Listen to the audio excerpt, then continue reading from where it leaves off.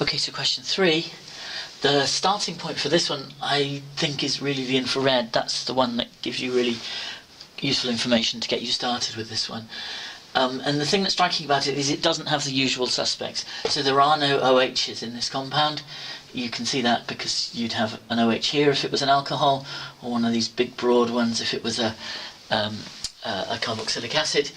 And you don't have a carbonyl peak either. You might at first sight think there is, because there's a peak in roughly the right place, but you can see it really doesn't look like a carbonyl peak. Although it's close to that 1700 thing, it doesn't actually span 1700, it's to the right of it. And it's just not as big, it's sharper and not as tall as you'd expect for a carbonyl peak. So these are good ones to notice, because these are the other two groups which infrared is quite good for. This one, around 2220, just beyond that, is C triple bond N, and this one around 1600 to 1700 is C double bond C. So you should be able to find both of those on your data sheet, and they're always worth looking for. C triple bond N is pretty much unequivocal. You don't get anything else as a sort of sharp peak like that in that part of the spectrum. So if you see that, that's pretty much definitive. C double bond C is a bit trickier. If you've got a carbonyl group as well, this one tends to get hidden by it because you've got this much bigger carbonyl group over the top of it. And sometimes it gets a bit sort of lost in the edge of the fingerprint region as well. But if you've got a clear peak, a nice sharp peak in that region, then that's pretty good evidence for C double bond C. So that's what this molecule has got.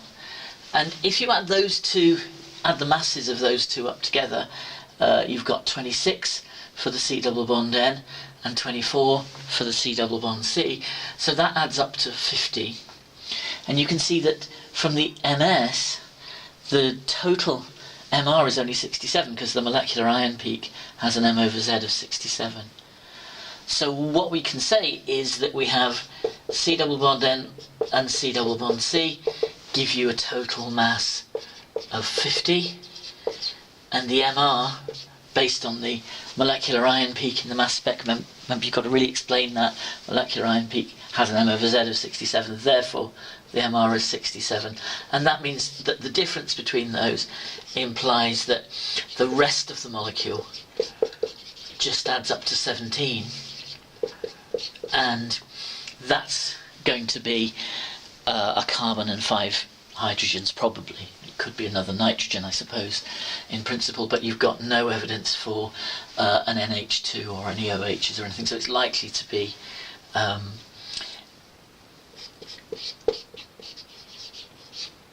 carbon, and that would add up to 12, so that leaves 5 hydrogens as well. Okay, so that's what we're looking for, and to see how that all fits together, we then need to turn to the NMR. So these two peaks between 5 and 6, those are again consistent with the C double bond C, and they tell us a couple of important things. First of all, that there are only 2 hydrogens on that alkene group, and secondly, because these peaks are singlets, or at least they appear to be at this resolution, actually they're not, they are very slightly split, but you don't see it, because that tells you that they're not on next door carbons, because if they were, there'd be a clear splitting into doublets. So if they're not on the next door carbons, but they're both attached to the alkene group, they must be attached to the same carbon. So that strongly suggests that we've got this going on in the alkene group.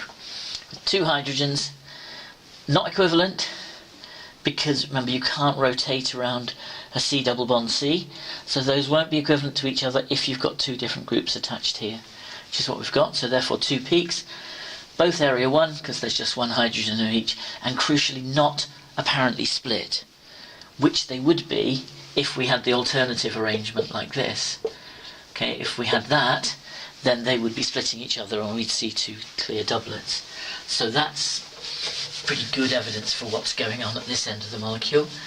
Then we know that we've got a nitrile group, CN, which is going to be at one of these positions, and we know that we've got another carbon plus 5 hydrogens. Well, those are 2 of them, so that just leaves CH3.